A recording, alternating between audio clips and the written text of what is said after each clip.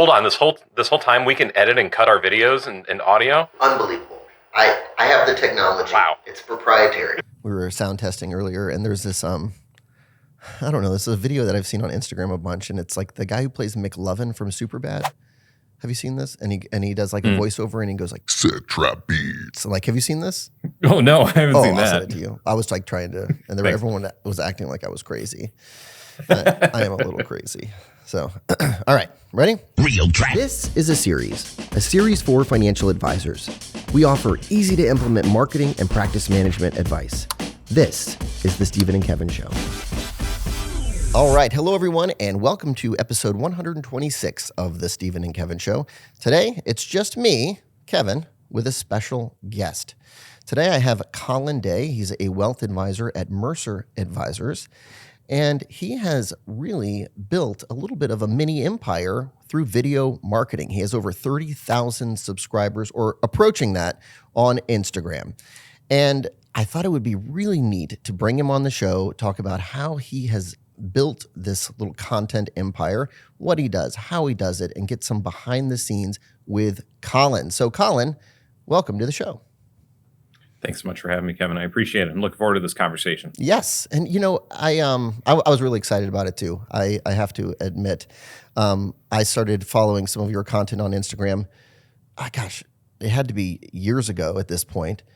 And then you messaged me at one point and we're like, you know what? I know your podcast. And then you and I kind of became like Instagram buddies, and here we are today. Yeah, I mean, I don't know if you want me to say this out loud. I do think it should be called the Kevin and Stephen Show. I don't know how Stephen got top branding there, but no, yeah, you slid into my DMs, or I slid into yours. I can't remember who started the conversations, but you know, it's been nice to have other industry folk, you know, talk to, especially with your background in marketing and me, you know, being able to peek inside your brain occasionally. For my questions and for my purposes is great.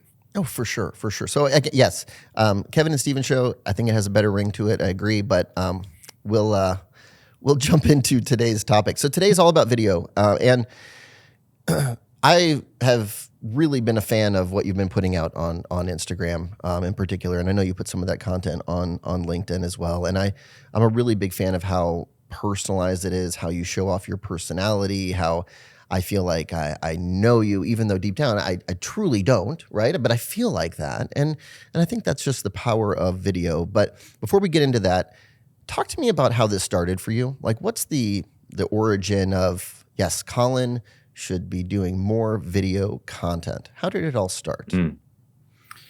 Well, a couple years ago, I attended essentially a class for advisors on using video as a part of the practice. And the session that I attended just made it sound so capable, or maybe, I guess a better way to put it is just, it was easy. And it had the skill set. I had the skill set that I felt like I was capable of doing it. And when we were going through this meeting, and this is a room full of advisors, and a lot of the advisors are just shaking their heads like, compliance is never going to let me do video. No, compliance isn't going to let me do any of this stuff. This is all great in theory. But unfortunately, I'm not going to be able to do any of the stuff they're talking about. But thank you for the free lunch. I appreciate that. Whereas I took that as a cue to say, like, ooh, okay, this is something interesting that I have the capabilities that others might not have. And this could be an interesting marketing tool for me as someone who isn't a natural networker. I'm not one that likes to join chambers of commerce or market to COIs or things like that. I'm introverted, if you can believe it. I can be extroverted when necessary, but I don't like those settings. So for me, a couple of years ago, attending this class, it made me realize, like, oh, this is something that I could do, because I was working for a small RIA at the time. It seemed like it was something that I could use as a marketing tool that a lot of other advisors maybe either weren't comfortable doing, or it was just something that they weren't going to be able to do just because of the limitations of where they were. When you say that you felt like you had a skill set for it, like you just felt like this is kind of in your wheelhouse, what do you mean by that? What I really mean is that, again, I'm a naturally introverted person, but I was a theater kid, right? And I was a theater kid growing up, and I liked being on a stage. By the way, did you know that? No, I didn't know that. Did you know I lettered in theater in high school? How embarrassing is that? Well, we'll talk about that yes, afterwards because yeah. I'm trying to imagine the kind of school where you letter in theater. Well, I was in Southern California, so there was like all kinds of yeah. Anyway. Oh, so it was like High School Musical every day. Okay, that makes more sense. I always had an interest though in being extroverted in the right kinds of settings, right? Yeah. You know, we all gain energy from different kinds of things, and so I remember taking an English class, if you can believe it, of all places, where we got to go into the computer lab and like edit videos, and we took like old, I think it was old Shakespeare, movies that have been done throughout the decades, and I got to take one on, I think it was Othello, and basically like edit it down, add music, add my voiceovers and my talking points and things like that. I was like, this is really fun. That's cool. But I never really got to exercise that muscle as a financial advisor, and so that skill set, I think, was just dormant, and I just never really got to do it. So after attending this event, I decided, you know what, I'm going to do a video every single day in the month of August. And this is back in 2023. And what ended up happening is that I started to do these videos, and I was starting to like it. You know, I had a microphone and I had a tripod, and I felt like I was very professional about this whole thing. And I had no idea what I was doing with all this. And it was actually my wife who said, I know you're planning on doing this on LinkedIn, but I think you should do this on Instagram. Mm. So I created my own profile for Instagram specifically. And what ended up happening was with this daily video series, as Kevin already knows, a very large tree on my neighbor's property fell on my house. And when you're filming a video for every day, you have to keep filming. The camera has to keep rolling. You can't stop. So I just used that as an opportunity to say, like, hey, look at this tree, fell on my property. Let's talk about home insurance today and what you might be thinking about when, from a financial planning perspective, why you might want home insurance, what this means for you, what you should be doing to negotiate with your insurance company. And that particular video, when it was released, it was my day 13 video. That's just how it kind of fell. Yep. And that video ended up going viral, at least by my standards. I think today it still sits at like 800,000 views. But for somebody who had, I think at that time, maybe 100 followers, that just absolutely blew up my Instagram profile. And I think that's the video that I saw. Like, I think that it landed in my feed somehow, and I saw it. And there was a whole saga around that. Like, it wasn't just a one-off video, right? Like, I mean, you kept talking about just, working with the insurance company and what a pain that can be, and it just continued from there, right? Yeah, and then it became an issue with the mortgage company, and when you got a mortgage and you've got an insurance claim, and all the fun things that they have to put their sticky fingers on, and I think what it did was it certainly got a lot more eyes on my videos. Now, did I want to make content on home repairs? Because I wasn't the one going to do them. I'm not handy enough. No. So people were signing up to follow me just for that particular purpose. They were sorely disappointed. But I did occasionally bring it back to the topics of the insurance claim, what's going on. A lot of my videos were filmed at my in-laws' house here in St. Louis because that's where we were living for a while because our house was not stamped as structurally sound after the tree hit it. So we were just filming videos wherever we were. One video, it was our puppy. We had to relocate her to our in-laws' house, and I'm just hanging out with her in their living room, shooting a video about millennials in retirement, if I'm remembering the topic right. So there's a lot of fun Easter eggs in those old videos, and just reminds me of, how fortunate we were that no one was hurt when the accident happened, but then also just like this little time capsule of like what we were living through, while also trying to do all these videos every day. So you did a video a day in August in 2023. The tree falls, you have a viral kind of moment, right? And then you're continuing to make videos, and then you just kept doing it. Like, talk to me more about how that like transition, where you're like, oh my gosh, like this is catching on. I'm building an audience. I need to start really zeroing in on the topics. And I mean, talk to me about what was going through your brain at that point. At that point, because again, I'd started to realize that I was gaining a couple thousand followers, and hey, maybe this is an opportunity that I didn't expect. Because I honestly thought that if I got 100 followers by the end of the month, I'd be ecstatic. Well, I well blew through all that. Right. And towards the end of the month, I was going on a business trip. We were doing 401k education in Oklahoma. So I took everybody on a road trip, 6 hours to, I think it was Oklahoma City. And I was thinking about, what am I going to do past this? And so I was talking to my wife on the phone while I was driving, just trying to figure out, like, do I want to continue to do this and she was staring daggers at me through the phone, I imagine, because she knew the amount of time it takes to shoot videos, edit the videos, post the videos, comment, all the things that you have to do on social media to continue your presence. And we kind of came to an agreement on, all right, here's how many videos I think I can do on a monthly basis. We're going to keep the same kind of themes about different kinds of ideas around financial planning. Here's, what is the cadence that's maintainable for us, as opposed to me just saying like, hey, I'm so sorry, you're going to have to deal with the kids. I have to make a video today. Yeah, I have to go make a video. Exactly. So we came to a more healthy arrangement on what that was, but I continued to do throughout the years, 3, let's call it about 3 on average, maybe 4 some weeks. Okay. Videos that I put out on Instagram and LinkedIn, and that's kind of been the healthy amount that I can maintain right now. Talk to me about topics. Talk to me about I think 3 a week is fantastic. We'll get into editing and some of your workflows in a moment, but talk to me about how do you determine what am I going to talk about? What should this video be on? How am I going to hit some buttons for my target market?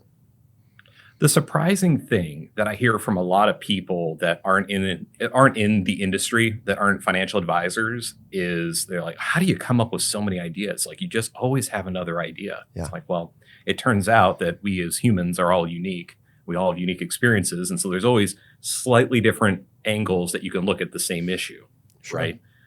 You think about savings. You could talk about, save first mentality. You could talk about, where do you save your money? How much should you have in savings? How do you build savings for a project? That's 4 different video ideas right there. So when you're thinking about the different kinds of videos that you can create, there's a plethora of ideas that are out there. And if I ever feel like I don't know what to talk about, I have 2 different tools that I constantly go back to. One is I just pull up all my old CFP books and I open up a page, like literally just I'll let's bring out the insurance book. That's great. And you open it up and boom, we're talking about disability policies, workplace versus purchasing something on your own. Or I'll just go back to my calendar, be like, all right, what was an interesting conversation I've had in the past couple of weeks? Okay, what did this particular couple need to talk about? Okay, right. We were going through open enrollment benefits and they were deciding on, do they do the low deductible health plan or the high deductible health plan? Okay, well, that's an idea. What's the angle that I want to put on it? Is it promoting one or the other? Is it the reminders around HSA versus FSA and the distribution rules? You basically, then you just kind of narrow it down into this funnel where you get really specific on one particular thing that's interesting to you that maybe not a lot of people know about, and you're off and running. That's great. I love that. We work with advisors, on video content, and creating it on a regular basis. And they ask the same question that you mentioned, which is, what should I be talking about? And usually the answer, we will go back to them and say, let's look at your inbox. Like, what kind of questions are clients asking? I love your calendar idea of what conversations did you have? Anonymously, of course, you can share some of that. But those are real world examples and real stories that typically resonate better than, I'm sure, just technical knowledge on certain things. When you are planning your video production kind of schedule, and you said are you still sticking to 3 a week? Is that what you're doing right now? That's the goal. Okay. And the challenge with all this again is the timing of the fact that like many people, you do a job professionally. My job is not social media. Right. It's to be a wealth advisor and to serve clients. So you have to find your own cadence of what you can continue to maintain, because any grain of sand in the works could disrupt your ability to continue to do things. And so while I could put out 4 or 5 videos a week, I know how detrimental that will be in other areas of my life, let's say. And I'd rather my wife be on my good side than on my bad side. Sure. And I want to make sure that I maintain my relationship with my kids. So I've just found that this is the pattern that works well for me. Yeah, but you're coming up with, I guess, I assume, are you scripting these things? Talk to me about the production of it. Writing a script, filming it. What are we filming it on? And then editing as well, because you're doing it all yourself, which is great. I mean, that's fantastic. A lot. Yeah, it's a lot. It's a lot. Sure. I'll take you through a sample week. Maybe this will be easier. So, for example, on Sunday, probably at some point on Sunday, maybe when there's a lull, my kids they just need alone time. They need to read. They need to, watch a quick show and relax. Bring out the laptop, bring out my phone, and I go to Instagram and I just record my stats. Okay. So I have a whole process on how I record my stats, just to make sure that I'm following along with, hey, here are the topics that are really not working, obviously, because I'm looking at things, not just views, because that's just a vanity metric, but shares, saves, how many followers did I gain in something like this? Can I associate a certain number of conversations that were struck in the comments or in in the messages, those types of things. So I'm documenting all these kinds of things every afternoon on like a Sunday. Mm-hmm. Sunday evening is when I do all my scripting work. So I probably already have a sense in terms of like, okay, here are the things that I want to talk about. I just don't know exactly how I want to put it together yet. But I try to do all my scripting at that point. And it's not just simply what I'm saying at the camera, but it's also the stuff that I show on my screen. Because if you've seen any of my videos, you'll know that I have a lot of like things that are up on a smartboard behind me, and I relate to that. Right. So then I'm trying to relate to what do I need to have on the thing behind me that relates to the thing that I'm saying at people. Gotcha. Because I realized that, we need two different things to look at because my face is only so attractive. And so I need to have something else that like people can just like, oh my gosh, thank goodness I don't have to stare at Colin's face for a second. I can look at the board. So I have to script all this out though. And then I have to start to think of like, okay, am I drawing an arrow here? Where am I filling in the blanks so that I'm being more intentional to drive home a point? All those things happen all on Sunday. Then on Monday, that means then what I'm actually doing is I'm actually creating the board. So I use the app that's a part of the smart board to actually list out everything and to type everything in, make sure that it logically follows so that when I'm doing the Tuesday event, which is the filming of all of my videos, everything is on there. Okay. And so all I have to do is just film those, which normally takes me like 40 minutes or so to do the filming on at some point on Tuesday. That night on Tuesday, I edit a video. That night on Wednesday and Thursday, I'm editing a video. So by the time Thursday night is over and I can go to bed finally, I've done all my social media work. I get Friday and Saturday completely off. Great. I love it. So that's an example week. So you have a defined workflow, kind of, you have it all calendared out, like on different days. You kind of batch recording, batch scripting, which makes a ton of sense. It really does. And it's like when we're recording advisors via video, it's like, let's knock out like 2 or 3. Like let's don't just do one video, right? Let's kind of, you're getting in the groove, and let's knock out a few more. What would you tell an advisor who is interested in getting into video, but just listened to you and said, "Oh, that sounds like a lot of work"? Like what? Yeah, right. I mean, because I think they're listening now and they're thinking, okay, so Sunday, Monday, Tuesday. I mean, you get Friday and Saturday off. Oh, what would you tell that type of advisor?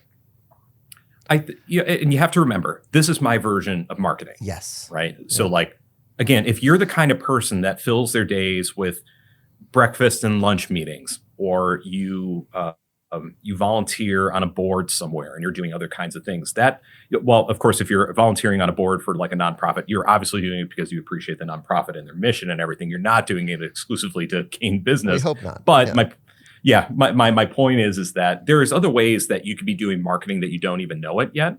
And then I'm just attributing my hours to the social media shenanigans that I do. Mm-hmm. So for a lot of folks, the barrier to get started is as low as ever. I mean, I've got an AirPod in one ear. You can use this as your mic to get started. Yep. You can use your phone as the camera. The cameras are great. There's free programs that you can use to do video editing. I just happened to buy a nice mic set because at that time I was also doing a podcast, so we needed a nicer, lavalier mic set. Mm-hmm. And I bought a tripod off. I think I bought it from Walmart actually for $20 just to get started. Yep. You start really simple. You don't need a lot of complex things. You just need yourself and your ideas, and that's really where the value is, because our clients aren't hiring us, or they're especially not hiring me for my good looks. They're hiring for the ideas that are between the ears. Right. That's what, as long as you can find a way to communicate that, you don't need to spend as much time as I am doing this.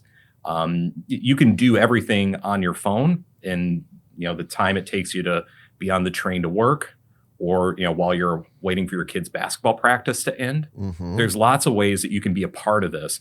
I just have a very rigid workflow on how I do things. And again, this is the whole of my marketing that I do. So I do most of it in certain hours. I understand it's not for everybody, but if you're interested in video and things like that, there's the bar is much lower than the way that I'm describing it. Right. Yeah. And I'm sure that I love that. I mean, I love the idea of start with what you have. You don't need a whole lot. I mean, all of them have a decent phone with most of them with a decent camera. And then you could slowly over time start upgrading things, right? I mean, you could say, you know what, I want a better mic. No, you know what, I'm going to not use my phone anymore. I'm going to use a DSLR camera, or I'm going to, you could slowly, but you don't have to have all of that to just start. And one question, another kind of concern that I hear from advisors, and this is an unspoken one, and I'm curious your take on it. So I'm out presenting in front of a group of advisors on video marketing, and I get an advisor who like raises their hand and he says, well, gosh, deep down, I'm a little self-conscious about this. Like I'm putting myself out there. Like it's me and I'm on camera, and what are my friends going to think? What's my neighbor going to think? What's my, what do they, have you ever dealt with some of this kind of social self-consciousness at all? And then what advice would you give to an advisor who's feeling that way? And I'm sure you give the exact same advice, Kevin. So I'll be curious if you nod your head. But like when you're first starting off on video, so whether it's LinkedIn or Instagram or TikTok or wherever, most people start at 0. They don't start off at 30,000 followers, that have the potential to see their stuff. So screwing up in front of your first follower, which is for many people their spouse or their moms or something like that, right, like that's okay because they're going to love you anyway. They'll probably goof on you a little bit. Sure. Your buddies that are your second and third and fourth follower, they may rip on you a little bit about your outfit or how you pronounce a word or something, but the stakes are so much lower when you're getting started. Now, if you're coming into this and thinking that I just don't know what it is, like you don't ever have to post everything.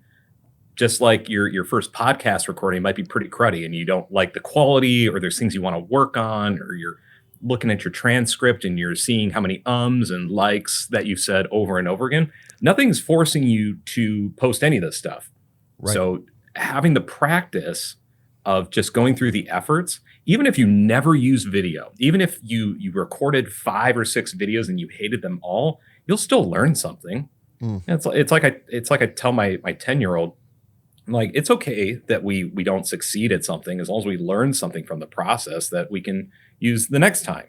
I have the same conversation with him every year during the Pinewood Derby for Cub Scouts, because regardless of how hard I try, that car never takes off. It never does well. But we learn a lot every single year. And again, if you approach a video the same way, that you might not post it, it might not be good, but man, I didn't realize how many times I was saying in these conversations. I wonder if I'm doing that in my meetings with clients. And you can start to think about that a little bit more. So there really shouldn't be any barrier to people getting started on video, but I can certainly appreciate how some people are a little self-conscious, of course. Yeah, and what we'll tell advisors is someone else is doing it. I mean, someone else is going to get that attention. And yeah, and a lot of times we're just hypercritical of ourselves. The sound of our own voice, how we look on camera. Like we are overthinking it too much, right? And it's just a matter of doing it, and that's the way you get better through it.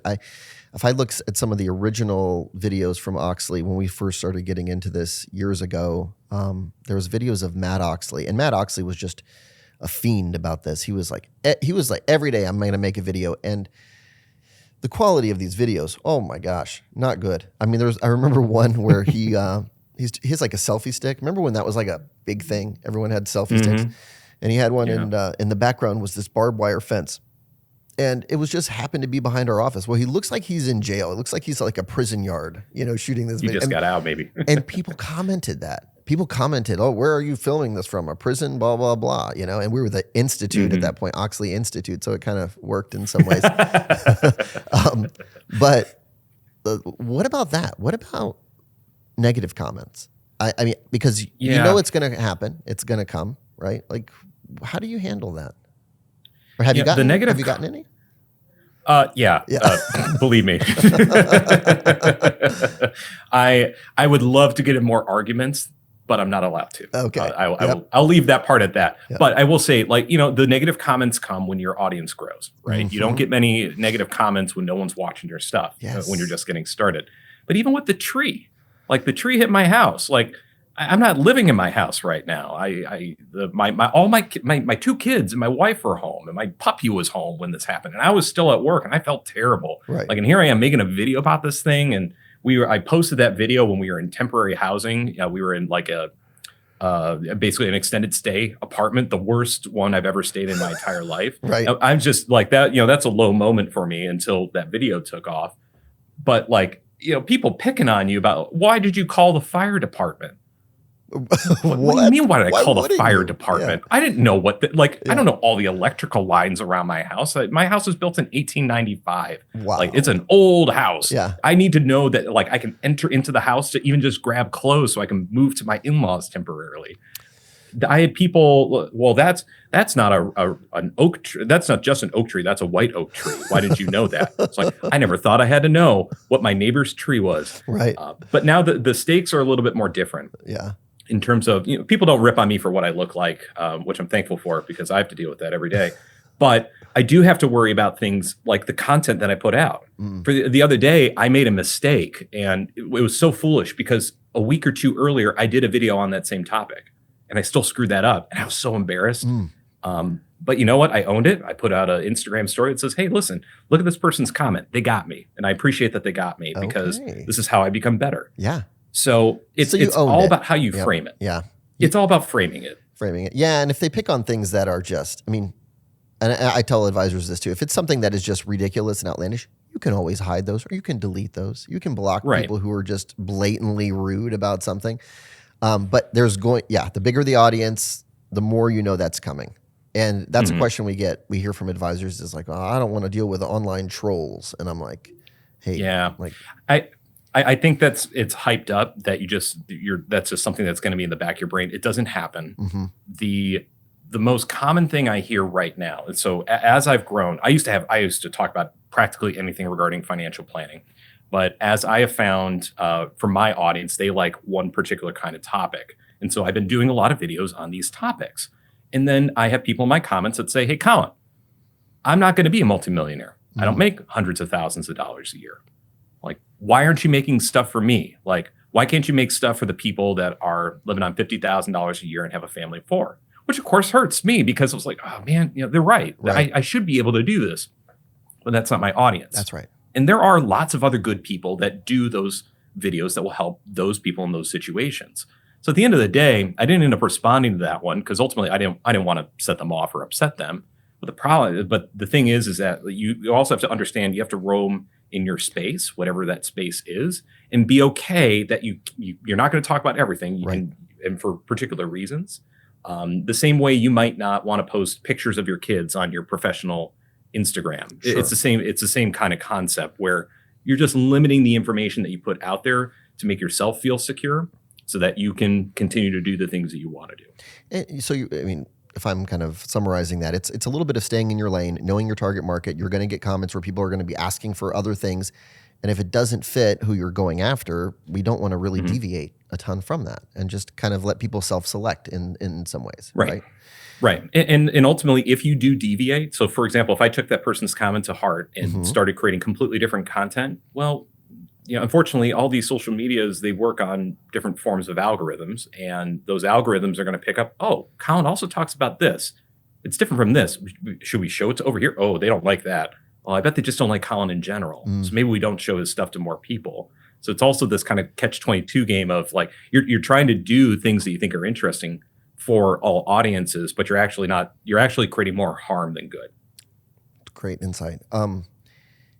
Instagram has been your primary growth vehicle. Do you use the same, do you take those same videos or putting them on LinkedIn? I don't know the rules around YouTube usage and shorts for now, but and if I mistake me, correct me if I'm wrong, but I think it is Instagram has been your primary growth, right?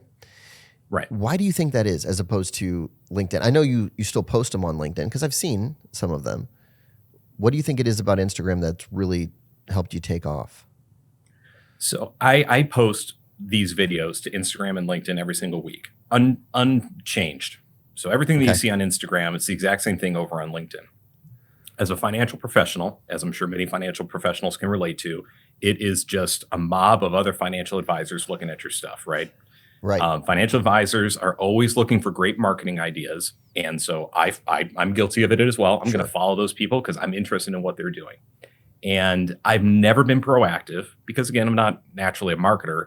I do not seek out particular kind of people that fit my ideal client avatar.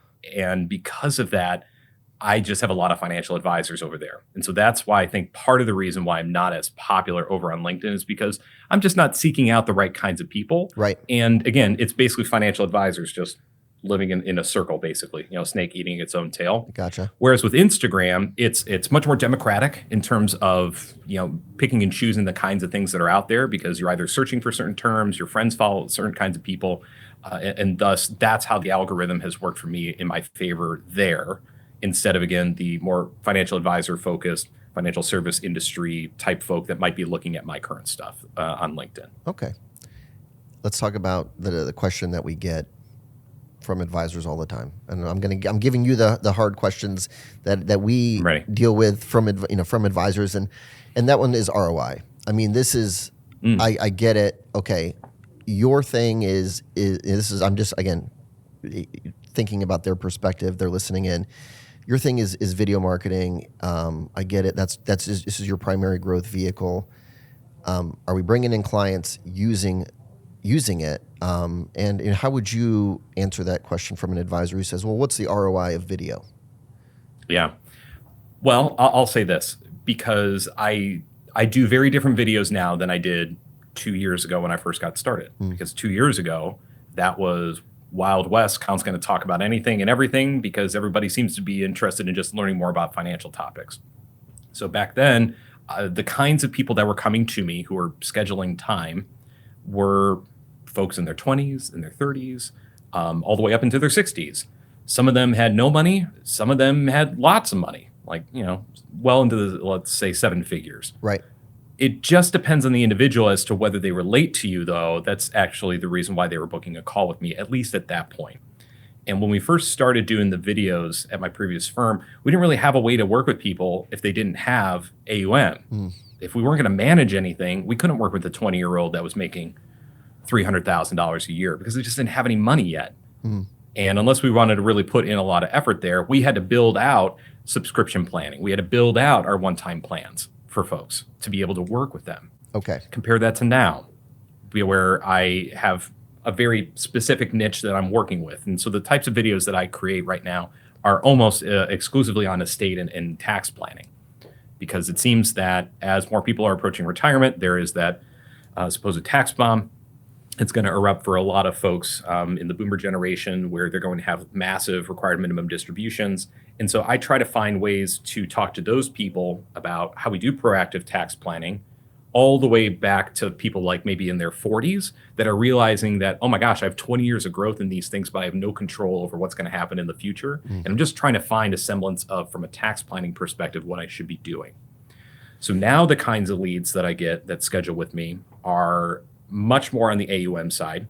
I talk to most of the people that I'm talking to have 7 figures already saved and are looking for the advanced help, and they were trying to build a relationship. As I tell everybody that comes to me, if you meet 3 criteria, we'll be a good fit for you.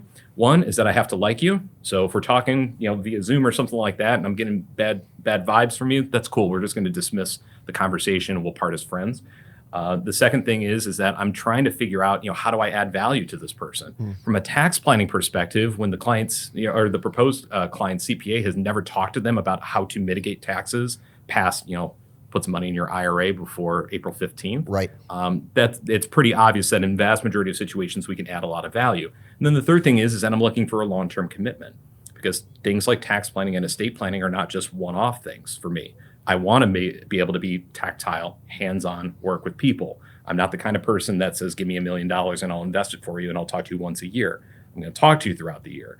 So that attracts a certain kind of client to our office where, again, they're already qualified because they already kind of understand. They know that these videos apply to them, because I'm not talking about a person who makes, $40,000 a year. That's not my niche. Right. My niche is high earners and people with wealth that have large tax planning problems that they didn't even realize that they had. Right. And so that's the kind of people that we're bringing in. So thinking about what's the return on investment it's totally worth it for me because, again, it's the only marketing that I do, and I get to do it from the comfort of my home with a beer next to my laptop at nights, some night while I'm editing. Sure. And I don't have to worry about going to an event and wondering what cold I'm going to catch from shaking hands with a dozen people. In terms of lead flow, are prospects reaching out to you? Is it just via Instagram? Are they DMing you? How are they scheduling with you? And then what would you say is an average month right now for, number of leads that you might be getting? So we've recently changed up our process. So we're a little bit unique here, Mercer Advisors, where they allow us wealth advisors to be wealth advisors. We're not instructed to be business development gurus. I'm not selling anybody.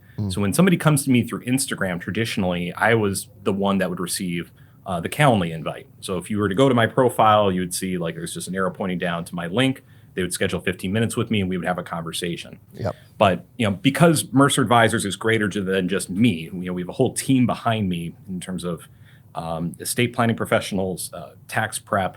We have so many different things to offer. I also introduce them to my partner. And we try to get on multiple meetings and we try to go through lead flow. What we realized basically was that this is a completely wrong way to go about this. So we're changing the process where they go immediately to my teammate and then I get brought in later. Okay. But so that's a little bit of the process side and how we've had to change things. But to go to more directly to your question. So how many prospects am I getting? Well, when I have a video, when I realized back in, around Thanksgiving time, I had a video that started to do really, really well. And I'm getting the notifications on my phone that, hey, this video is attracting a lot of new followers. And then another one of my videos started to do well, probably because they got fed the next video right after they watched the first one.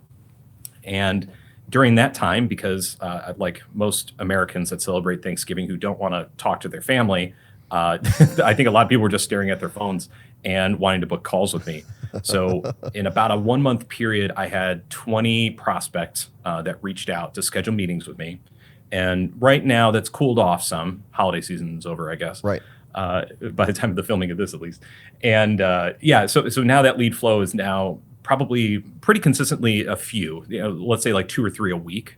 Okay. So, and when we think about the batting average, it's still the internet, right? Not everybody is going to be a fit. Some people might reach out and maybe they're not the perfect fit to work with me. Maybe it's more appropriate for them to work on their own or work with somebody else. But I would say is, what I'm hoping my batting average is that it's at least 250. So if you're familiar with baseball, that keeps you in the major leagues. It keeps you out of AAA, let's say. and I'm not going to be a Hall of Famer or anything. But that's always the goal is that, I want to identify, these are the people that met those 3 criteria because I'm not going to like everybody. Not everyone's going to need me to add value to their situation. Not everybody's interested in long-term relationships. So if I can bat 250 with these folks, 1 out of 4, let's say, that's a very good return, especially with the amount of onboarding work I do with folks. That is the perfect amount for me right now to just continue to build the book of business. That's great. Yeah, those are solid numbers for sure. And when you think about, let's say it's 3 a week that you're talking to. I can't tell you how many advisors who would be thrilled to have 3 prospective clients want to chat with them. Some are not qualified, absolutely. And in a 15-minute conversation, you have to kind of drill down on that pretty quickly and figure out like, hey, is this someone that I want to continue to pursue and build a relationship with? Some are going to go down the process and are not going to end up becoming clients, and some are going to become clients. And talk to me about that you have a conversation with someone and you've never really met them. Before they've watched some of your videos. What's that conversation sound like? What is that like? Is it awkward? Are they excited to talk to you? Because I do feel like your personality comes through in your videos so well. So I feel like that's such a plus. It's a quirky, fun, but like this guy knows what he's talking about kind of personality. But what's that conversation feel like? Is it really awkward, or is it have you got it down to a science now? Definitely not a science. Okay. It's also why I'm not taking the first meetings anymore. Okay. Man, a little bit of a filter. There's a filtering process there. Yes, right. So, because I'll be best friends with you probably by the end of that first call, Okay. and we won't even talk about like the reason that you want to schedule the call. Okay. That's part of my process is to not have a process now. But like you said, I think video. You compare that to just writing posts on LinkedIn, Right. or just even just static images on Instagram, and you're going to hire this financial advisor because you saw a bunch of static images. Probably not. Right. But seeing reels, and again, because the algorithm is just going to feed you more stuff if you like a post, if you share this with your friends or your spouse, those types of things really help, because once we get to the meeting, and this is so embarrassing for a man who's going to turn 40 later on this year, but it's kind of like their weird, Instagram celebrity moment where they get to talk to the person whose videos they've been so watching. funny. And, That's great. and it's it's embarrassing. Let's be honest here. but the reality, I mean, it's cool for me, right? It's a cool experience, and they like it too. And we get to have a conversation. They've already got the vibe of who Colin is. Yes. Right. Because again, static posts, just, this guy writes a lot of stuff on his Substack or something. I wonder what he's going to be like when I talk to him. Well, it could be completely different for all I know. Yeah. I tell a lot of folks, that are thinking about, like, what's your work like? How do you work with clients, or what is it like working with you? It's like, well, the stuff that we talk about in the videos is what I talk about with clients. Yes. And if you like the way that I describe things to you, we're just going to be on even better terms and be better friends, probably, because we're going to get past all the weird and awkwardness. Whereas, like, if I got recommended by my one of my clients and their friends looking for an advisor, and they come to me, if they've never seen any of my videos, they don't know me from any other financial advisor in the city of St. Louis. And there's a lot of us here in St. Louis. Right. So the way that we can differentiate is by introducing the video, and people start to watch things. I mean, I gained a client last year who only saw my things on LinkedIn, never talked to me. Yeah. Just was talking to somebody else on our Mercer Advisors team. And normally they say, like, would you like to schedule time with Colin? Colin's going to be your advisor should you decide to work with us. And they, I guess, decided, no, we're good. I already know what Colin's about, because he's already talking about all the stuff that I'm interested in. Yeah. And he seems to have a way of explaining things that works for me. So I didn't even need to talk to the person, and we closed the business. That's the power. So that's really what the power. Yeah, that's the power of video. It really is. And we've experienced some of the same things right at Oxley. I feel like when we talk to an advisor who's interested in services, it's like they kind of already know who we are a little bit. If they've watched the podcast or any of the short form videos, it's they get a feel for personality that you don't get from an article. You don't get it. And what I tell advisors is it changes the sales process tremendously. When they're coming to you at that point, they've consumed your content, they're way more bought in. And like you said, like they like the way you explain things. They like the way that you deal with them. Yeah.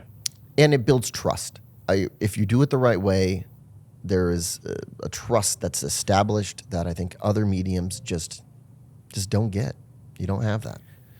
And there's something there where I want people to buy into me, and I want them to buy into our process, my process more specifically, because like we have an office here in the suburbs of St. Louis. So people, of course, can come see us personally, but the people that are coming to me from the internet aren't always in St. Louis. Right. It's very, very rare that that's the case. But because I have clients all over the country, I have to find ways to attract people into this office where I'm being, this camera is on me right now.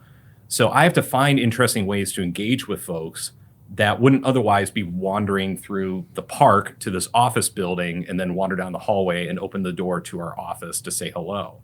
So if, that is my version of opening up the door to a lot of people, is just by, producing a bunch of content that can work for people across the entire country. I can make jokes about, I guess, toasted ravioli, or, going to the Arch for the 80th time or something like that to allude to the fact that I'm in St. Louis, but I don't need to do that. Because again, I'm in the United States. You do you. As long as you're okay with meeting me, between the hours of 9 to 5 Central Time, that's how we facilitate the relationship. And video just makes it a lot easier for people to kind of understand, here's who this man is. And we haven't even talked about, my personal life or things like that with my family besides the tree, but allowing some small glimpses to say, like, hey, not only do I do this professionally, I'm also a person that exists in this world. Yep. I've seen your corgis. I've seen your corgis quite a bit. Yep. Yes. Yeah. They need daily walking. And I try to, just let people know that, hey, listen, I am human as well. I've got feelings. And sometimes, we just need to be reminded that we're people outside of work. just like my clients are people outside of Yeah. their finances and have their own needs. So just as we have to be chameleons as financial professionals, we just try to find ways where we can meet and relate to other people. And again, my medium is video, and that's the easiest way that I found to communicate what I do professionally. Love it. Business is about relationships, and more than that, it's about personal relationships. So kind of showing them some of that human side, and even like you said, if you made an error on a video, well, let's own it. Let's show people that yes, we sometimes make mistakes, and we own. I mean, I love it. I'm a big fan of your content. If someone is listening right now, they do want to follow you on Instagram. What's the easiest way for them to find you? I would hope that by now you would type in Colin Day and you would find me. I would hope so. But and it is Colin spelled with one L, which is the correct way. It was as intended by the English, the Irish. Okay. But yeah, Colin Day today is my full handle. That's it. Great. Hey, Colin, thanks for joining us today. Really amazing insights into video marketing. Can't thank you enough. And even this relationship is a testament to the power of video. That's how I found you. Absolutely. And then you were like, oh, I know your podcast. And then it all took off from there. So thank you so much. I think I said, I think the first time that we messaged each other, it was like, oh my God, is this Kevin from the Stephen and Kevin show? That's great. Hey, thank you. Appreciate it. Thanks.